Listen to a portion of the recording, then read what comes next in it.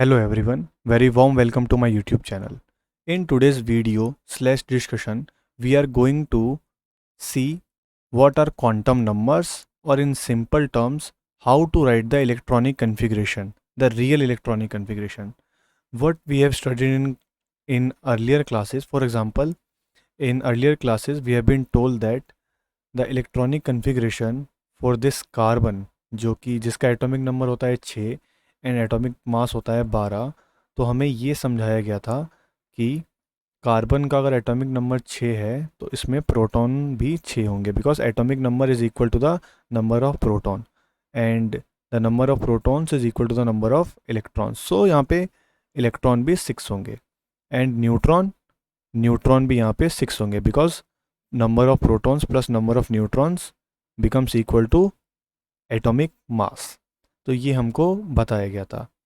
तो फिलहाल जो चीज़ हमको देखनी है, अगर हमें किसी भी एटम का या एलिमेंट का इलेक्ट्रॉनिक कन्फिग्रेशन लिखना है तो हमें इलेक्ट्रॉन्स को अपने को देखना होता है. तो कार्बन के पास यहाँ पे 6 इलेक्ट्रॉन है. तो ये जो 6 इलेक्ट्रॉन है, तो नील बोहर ने एक बात बोली थी. नील बोहर एक फेमस साइंटिस्ट थे जिन्होंने एक मॉडल दिया था एटम के ऊपर, Niels Bohr's model of for hydrogen atom. तो इन्होंने ये बोला था, the electrons in the atom rotates and revolves around the nucleus in a circular path and that circular paths are known as orbits. तो इन्होंने बताया था कि इलेक्ट्रॉन्स ऑर्बिट्स में घूमते हैं, और हमें ऐसा सिखाया गया कि इनका इलेक्ट्रॉनिक कन्फिग्रेशन लिखने का तरीका होता है, फर्स्ट ऑर्बिट में 2 इलेक्ट्रॉन और नेक्स्ट ऑर्बिट में 4 इलेक्ट्रॉन. ये हमको सिखाया गया कार्बन का इलेक्ट्रॉनिक कन्फिग्रेशन लिखना. बट ये बहुत ही ज़्यादा सिंपल और कह सकते हैं कि इनएक्यूरेट है, ये प्रिसाइज नहीं है. तो आज हम रियल इलेक्ट्रॉनिक कन्फिग्रेशन लिखना सीखेंगे कि रियल इलेक्ट्रॉनिक कन्फिग्रेशन कैसे लिखते हैं. तो उसके लिए मैं आपको एक एनालॉजी के थ्रू समझाऊंगा. तो हमें जब रियल इलेक्ट्रॉनिक कन्फिग्रेशन लिखना होता है तो उसके लिए अपने को पता होना चाहिए कि क्वांटम नंबर्स क्या होते हैं.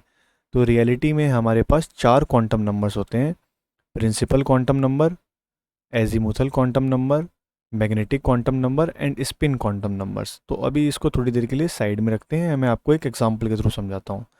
मान लीजिए कि आपके पास 16 गेस्ट हैं. आपके घर पे 16 गेस्ट रहने के लिए आए हैं, बट आपके घर पे जगह नहीं थी. तो आप क्या कर रहे हैं कि उनको एक स्ट्रीट में लेके गए. आपके पास एक स्ट्रीट है और इस स्ट्रीट पे यहाँ पे हाउस बने हुए हैं, house number 1, house number 2, house number 3, house number 4, ऐसे करके हाउस बने हुए हैं यहाँ पे. और आप चाहते हैं कि ये 16 जो गेस्ट हैं आपके, इनको आप यहाँ पे एक्यूमिडेट करा दें. तो आप कुछ गेस्ट को हाउस 1 में एक्यूमिडेट कराएंगे, कुछ को 2 में, कुछ को 3 में, कुछ को 4 में. तो यही जो गेस्ट हैं यहाँ पे, इनको हम मान लेते हैं इलेक्ट्रॉन्स. ये हमारे 16 इलेक्ट्रॉन्स हैं. ओके. और इनको हम देखते हैं कि ये एटम्स के अंदर कैसे रखे जाते हैं. तो अगर मैं यहाँ पर ये अज्यूम करूँ कि मेरे पास जो हाउस नंबर 1 है, जो मेरे पास हाउस नंबर 1 है, उसमें मैं ये देखना चाहता हूँ कि मैं कितने इलेक्ट्रॉन्स को रख सकता हूँ. तो वो मैं कैसे देखूँगा, ज़रा उसको देखते हैं हम. अगर मैं हाउस नंबर 1 की बात करूँ तो इसको यहाँ पे केमिस्ट्री में कहेंगे हाउस नंबर 1 या n इज़ इक्वल टू 1.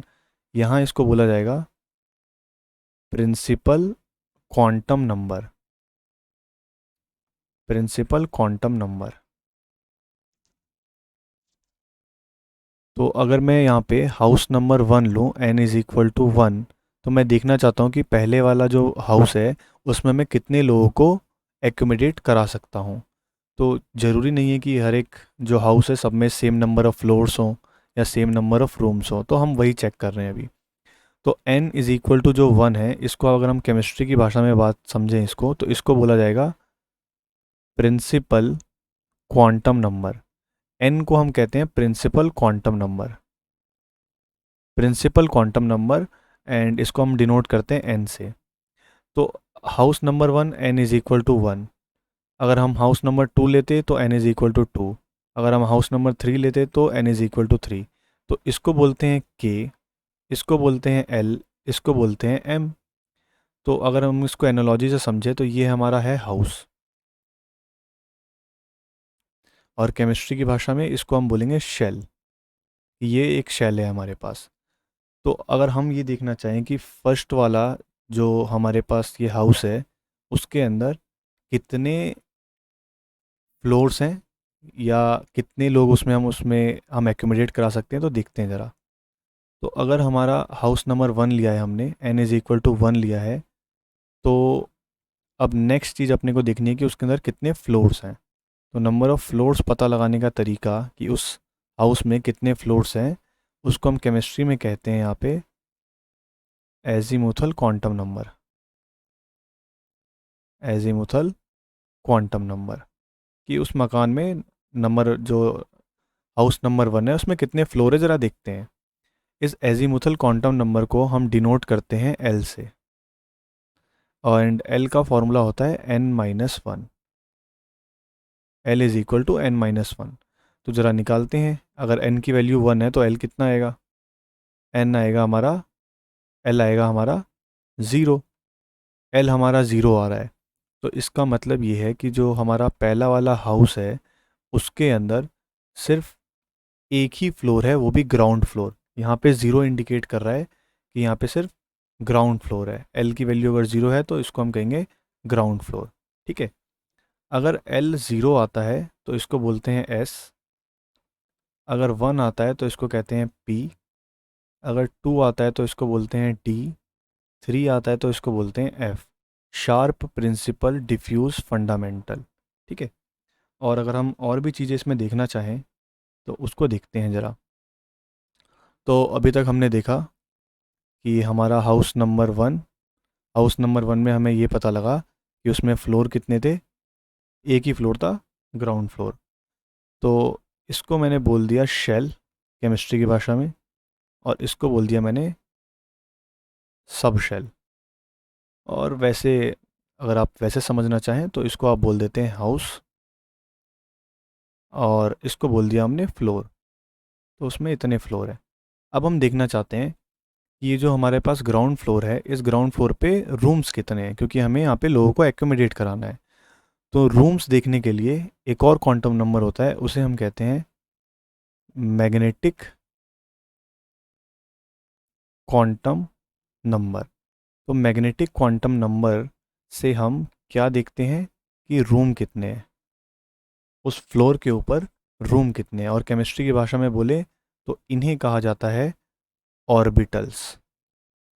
तो इन रियलिटी ऑर्बिट नाम की कोई चीज़ नहीं होती एटम के अंदर, होता है तो ऑर्बिटल्स होते हैं। एंड ऑर्बिटल्स क्या होते हैं? It is the space around the nucleus where the probability of finding an electron is maximum. ये न्यूक्लियस के अराउंड वो जगह होती है जहाँ पे इलेक्ट्रॉन के पाए जाने की संभावना मैक्सिमम होती है। ठीक है। तो अब ये मैग्नेटिक क्वांटम नंबर जो है, जैसे हमें पता करना हो कि अगर हमने पहले वाला मकान चुना n=1 लिया, तो उसमें एक ही फ्लोर है, वो भी ग्राउंड फ्लोर है। तो हम देखते हैं इसमें रूम कितने हैं। तो मैग्नेटिक क्वांटम नंबर का निकालने का फॉर्मूला होता है ml=-L2 + L। तो अगर आपने एल की वैल्यू अब ज़रा बिठाते हैं यहाँ पे, आपने अगर n=1 लिया था तो एल आपका 0 आया, बिकॉज एल होता है n-1, और एम एल का फॉर्मूला है -L2L। तो अगर आप ग्राउंड फ्लोर के लिए निकालना चाहते हैं कि उसमें कितने कमरे हैं, तो -0 + 0, तो आपका आंसर निकल के आएगा सिर्फ 0। तो यहाँ पर 0 ये नहीं इंडिकेट कर रहा कि वहाँ पे सिर्फ 0 ये नहीं इंडिकेट कर रहा कि वहाँ पर एक भी कमरा नहीं है। वहाँ पर ये इंडिकेट कर रहा है कि यहाँ पर सिर्फ एक रूम है। This is indicating only one room is there. और हमको ये पता है कि एक रूम में हम सिर्फ 2 ही गेस्ट को वहाँ पे स्टे करवा सकते हैं, बिकॉज़ उस रूम में एक जो रूम होता है वहाँ पे सिर्फ 2 ही बेड हैं। तो अब next and last quantum number की बात करते हैं, जिसको कहते हैं spin quantum number. Spin quantum number कुछ खास कोई फार्मूला नहीं है, बट सिंपल सा ऐसी बात है कि अगर आपके पास एक ही ऑर्बिटल है तो उस एक ऑर्बिटल के अंदर मैक्सिमम 2 इलेक्ट्रॉन आ सकते हैं। और ये जो मैंने निशान ऐसे बनाया ऊपर की तरफ, इसे कहेंगे कि इलेक्ट्रॉन जो है आपका वो क्लॉकवाइज डायरेक्शन में मूवमेंट कर रहा है, क्लॉकवाइज डायरेक्शन में घूम रहा है, और एक इलेक्ट्रॉन एंटी क्लॉकवाइज डायरेक्शन में घूम रहा है। तो अगर इसको आप एनालॉजी से समझें तो एक रूम के अंदर सिर्फ दो ही बेड होते हैं, और दो बेड, एक बेड पे एक गेस्ट आराम करेगा और दूसरे बेड पे दूसरा गेस्ट। तो एक अपना सर अगर नॉर्थ डायरेक्शन में रख रहा है तो दूसरे को साउथ डायरेक्शन में रखना पड़ेगा। और अगर आप इसको केमिस्ट्री की भाषा में समझें तो एक ऑर्बिटल के अंदर या एक रूम के अंदर यहाँ पे सिर्फ दो ही इलेक्ट्रॉन आ सकते हैं, और दोनों का ऑपोजिट स्पिन होना चाहिए, इसे कहते हैं ऑपोजिट स्पिन। तो हमें यहाँ पे क्या देखने को मिला कि अगर हमने हाउस नंबर 1 चुना, n इज़ इक्वल टू 1 चुना, तो हमारा l की वैल्यू आई थी 0, मतलब उसमें सिर्फ ग्राउंड फ्लोर था। एंड ml की वैल्यू आई थी 0, एंड स्पिन यहाँ तो दो इलेक्ट्रॉन आ ही सकते हैं, एक पॉजिटिव, इसको कहते हैं प्लस हाफ क्लॉकवाइज को, और इसको कहते हैं माइनस हाफ। ठीक है। तो अगर आपको इसको अब अच्छे से लिखना हो तो उसका तरीका होगा आपके पास ये, उसको लिखने का तरीका होगा, एक मिनट मेरे को उसको स्क्रॉल, हाँ। तो इसको लिखने का तरीका ये होगा कि पहले हाउस में, जो हमने पहला हाउस चुना, उसमें सिर्फ एक ही फ्लोर है, एस फ्लोर, और उस एस फ्लोर में मैक्सिमम दो ही इलेक्ट्रॉन आ सकते हैं। तो इसको अगर अच्छे से लिखा जाए तो उसको ऐसे लिखा जाता है,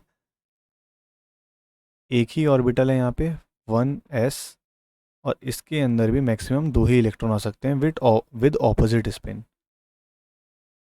ठीक है। तो मैं यहाँ पे इसको लिखता हूँ 1s2। इसको 1s2 पढ़ा जाता है, 1s स्क्वायर नहीं पढ़ा जाता। कई लोग इसको 1s स्क्वायर बोलने लग जाते हैं, नहीं, ये 1s2 है। तो यहाँ पे दो इलेक्ट्रॉन आ गए। तो अभी हमने देखा कि अगर हमने हाउस नंबर 1 लिया तो ऐसा सब कुछ होगा। अगर हमने हाउस नंबर 2 लिया होता, तो अगर n इज़ इक्वल टू हमने 2 लिया होता, तो देखते हैं कि दूसरे वाला जो हमारे पास हाउस है उसके अंदर कितने फ्लोर हैं। अगर n 2 है तो l की वैल्यू होती है n-1, तो l आ जाता हमारा 2-1, जो कि 1 आ जाता। तो इसका मतलब है कि सेकंड वाले हाउस में मैक्सिमम फर्स्ट फ्लोर तक है ये हाउस। तो फर्स्ट फ्लोर तक है तो मतलब इसमें ग्राउंड फ्लोर तो होगा ही होगा, ग्राउंड फ्लोर भी होगा, फर्स्ट फ्लोर भी होगा। और हमें पता है ग्राउंड फ्लोर को हम एस से दिखाते हैं, फर्स्ट फ्लोर को पी से दिखाते हैं। और हमने अभी इससे पहले देखा कि ग्राउंड फ्लोर में मैक्सिमम एक ही रूम होता है, एक ही ऑर्बिटल होता है। अब हमको ये नहीं पता कि जो हमारे पास ये फर्स्ट फ्लोर है, इस फर्स्ट फ्लोर में रूम कितने हैं। तो वो हम निकाल सकते हैं रूम इस फॉर्मूले से, ML-L2L। अगर आपको ये समझ में ना आ रहा हो कि मैंने कैसे लिखा, तो आप वीडियो पीछे जाके वापस देख सकते हैं कि रूम निकालने का, ML निकालने का ये तरीका होता है, ऑर्बिटल कहेंगे इनको हम। तो अगर पहले के लिए निकालना है हमें, पहले फ्लोर के लिए, तो यहाँ पे जस्ट बिठा देंगे हम -1 to +1। तो यहाँ पे हमारे पास जो जवाब आएगा वो ये आएगा, -1, 0 एंड +1। तो इसका मतलब ये हुआ कि फर्स्ट फ्लोर पे सिर्फ 3 ही कमरे होते हैं, 3 ही ऑर्बिटल होते हैं। ठीक है। और हमें ये मालूम है कि एक ऑर्बिटल के अंदर मैक्सिमम दो इलेक्ट्रॉन आ सकते हैं। तो अगर हमने दूसरे वाला हाउस चुना होता तो हमको एल की वैल्यू मिलती 1, इसका मतलब है 0 भी ऑन है, 1 भी ऑन है, मतलब कि ग्राउंड फ्लोर भी है उसमें एंड फर्स्ट फ्लोर भी है उसमें। एंड ML तो हमने निकाल ही लिया, इसका मतलब यहाँ पे एक ऑर्बिटल, और यहाँ पे इसका मतलब है 3 ऑर्बिटल। तो अब इनमें कितने, दूसरे वाले मकान में, दूसरे वाले हाउस में टोटल कितने गेस्ट को हम एक्यूमिडेट करा सकते हैं, या केमिस्ट्री की भाषा में बोलें, अगर हम दूसरा शेल लेते तो उसके अंदर हम कितने इलेक्ट्रॉन रख सकते थे। तो हम उसमें दूसरे वाला शेल, तो 2s, तो यहाँ पे अपन रख सकते हैं दो electron maximum with opposite spins. और अगर हम अब 2p को लेंगे तो 2p में हमें क्या देखने को मिलेगा, यहाँ पे हमें एक बात मालूम है यहाँ पे कि एक ऑर्बिटल में दो इलेक्ट्रॉन, तो यहाँ पे टोटल 6 आ जाएंगे p के अंदर। तो इसको लिखा जाएगा 2s2 एंड 2p6। तो सेकंड वाले हाउस में मैक्सिमम 8 गेस्ट को हम एक्यूमिडेट करा सकते हैं। तो ये कुछ आपको सिमिलर लग रहा होगा जो आपने बचपन में पढ़ा था कि पहले ऑर्बिट में 2 इलेक्ट्रॉन, अगले ऑर्बिट में 8 इलेक्ट्रॉन, ऐसा ही हो रहा है। अगर n की वैल्यू 1 है तो 2 इलेक्ट्रॉन्स, n की वैल्यू 2 है तो 8 इलेक्ट्रॉन्स। ज़रा आप नेक्स्ट और देखते हैं तो आपको और अच्छे समझ में आएगा। फॉर एग्ज़ाम्पल अगर हम हाउस नंबर 3 लें अब, तो इसको समझना बहुत ज़रूरी है क्योंकि यहाँ मेन डिफरेंशिएशन होता है जो आपने बचपन में पढ़ा था और ये जो हायर लेवल की आप केमिस्ट्री पढ़ते हैं। तो n अगर आपने 3 लिया, हाउस नंबर तीसरा लिया, तो l की वैल्यू आपकी आएगी n-1, जो कि हो जाएगा 2। तो यहाँ से आपको क्या पता चलेगा कि यहाँ पे फर्स्ट फ्लोर भी है, क्योंकि इस मकान में अगर सेकंड फ्लोर है तो ऑब्वियस सी बात है, ग्राउंड फ्लोर तो होगा ही, फर्स्ट फ्लोर तो होगा ही, एंड देन सेकंड फ्लोर। और हमें मालूम है कि हम ग्राउंड फ्लोर को एस से दिखाते हैं, फर्स्ट फ्लोर को पी से दिखाते हैं एंड सेकंड फ्लोर को डी से दिखाते हैं। और हमें एक और बात पहले जो मैंने भी समझाया उससे मालूम चला कि ग्राउंड फ्लोर पे एक ही रूम होता है और फर्स्ट फ्लोर पे 3 रूम होते हैं, मतलब 3 ऑर्बिटल होते हैं। अब हमको ये नहीं पता कि अगर D2 हो, अगर सेकंड फ्लोर हो तो उस पर रूम कितने होते हैं, तो हम वो निकाल सकते हैं। रूम निकालने का तरीका, या अपन जिसको बोले ऑर्बिटल निकालने का तरीका, ml इज़ -L2 + L। तो ज़रा बिठाते हैं वैल्यू यहाँ पे। ml तो 2 के लिए निकालना है, तो ये -2 से +2 तक जाएगा। तो आंसर क्या क्या आएगा हमारा, -2, -1, 0, +1 एंड +2। ये हमारे पास कुछ चीज़ें आ जाएंगी। तो ज़रा इसको मैं भी स्क्रॉल अप कर लेता हूँ।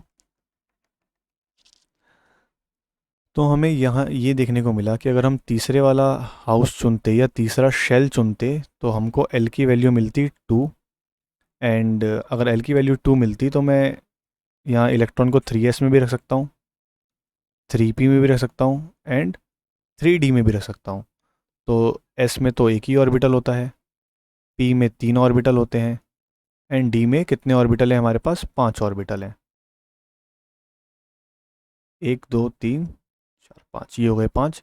यहाँ पे 2 इलेक्ट्रॉन आ सकते हैं, यहाँ 6 इलेक्ट्रॉन आ सकते हैं p में, और d में 5 ऑर्बिटल हैं तो हर एक में, तो यहाँ पर हमारे पास 10 इलेक्ट्रॉन आ सकते हैं।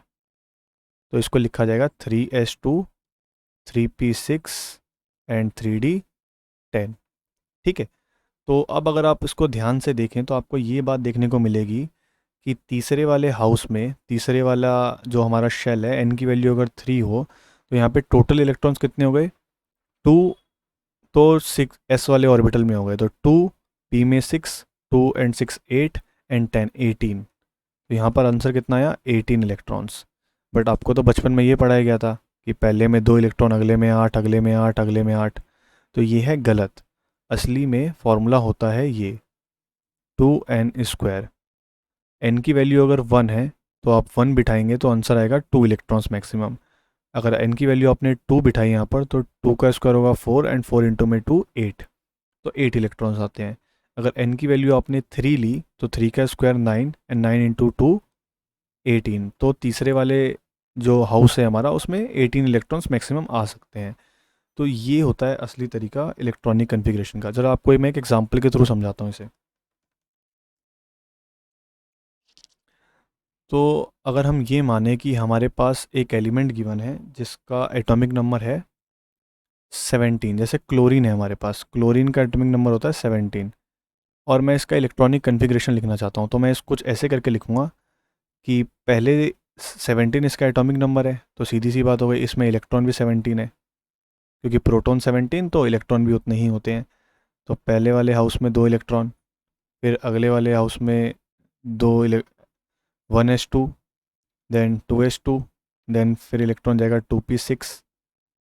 पहले वाले हाउस में 2 इलेक्ट्रॉन आ गए, दूसरे वाले हाउस में 2 फ्लोर होते हैं, ground floor and first floor, तो 2s2 2p6, next 3s2 and then 3p5। हो गए 17 इलेक्ट्रॉन्स, आप काउंट कर सकते हैं। तो ये है सही तरीका इलेक्ट्रॉनिक कन्फिग्रेशन लिखने का। बट यहाँ पर कुछ बातें और हैं, जैसे कि अगर आपको इससे ज़्यादा इलेक्ट्रॉन दिए हुए होते, 17 से ज़्यादा दिया हुआ होता, तो आपको ऐसा लग रहा होगा कि अब 3s है, 3p है, तो 3p के बाद 3d आएगा। बट रियलिटी में 3p के बाद 3d नहीं आता है, वहाँ पे 4s आता है। अब ये कैसे हुआ, क्योंकि जिन ऑर्बिटल्स की एनर्जी कम होती है इलेक्ट्रॉन पहले उसमें जाता है, उसे कहते हैं अवबव प्रिंसिपल। तो ये जो प्रिंसिपल्स हैं इनके बारे में मैं एक और वीडियो बना के अपने ही यूट्यूब चैनल पर डाल दूंगा। बट फिलहाल के लिए जैसे मैंने क्लोरीन का यहाँ 17 लिख दिया, मैं फटाफट आपको कैल्शियम के लिए लिख देता हूँ। कैल्शियम है 20, तो कैल्शियम का कितना होगा 1s2, 2s2, 2p6, कितने हो गए 10 हो गए ये। 3s2, 3p6 कितने हो गए ये, नाउ 18 हो गए। अब मेरे को 2 इलेक्ट्रॉन्स और इसमें फिट करने हैं। तो अब इलेक्ट्रॉन 3d में नहीं जाता है, 4s में जाता है। अब ये 4s में क्यों गया, इसके लिए मैं नेक्स्ट वीडियो मैं डाल अपने चैनल पे यूट्यूब पे अपलोड कर दूंगा, वो देख लीजिएगा आप। ठीक है, तो फिलहाल जितना हमने देखा, मैं आशा करता हूँ कि आपको ये समझ में आया। अगर आपको ये थोड़ी सी भी हेल्प हुई तो प्लीज़ वीडियो को लाइक ज़रूर कर दें, और अगर आपने चैनल को सब्सक्राइब नहीं किया है तो कर दें, अगर नहीं मन करने का तो ना करें, कोई बात नहीं। ठीक है, तो आपसे मिलते हैं नेक्स्ट वीडियो में, जिसमें मैं आपको इसके रूल्स वगैरह बताऊंगा। अबो प्रिंसिपल क्या होता है, हुंस रूल क्या होता है, पॉली एक्सक्लूजन प्रिंसिपल क्या होता है। ठीक है, वो भी बहुत इंपॉर्टेंट है यहाँ पे। तो okay, thank you for watching this video.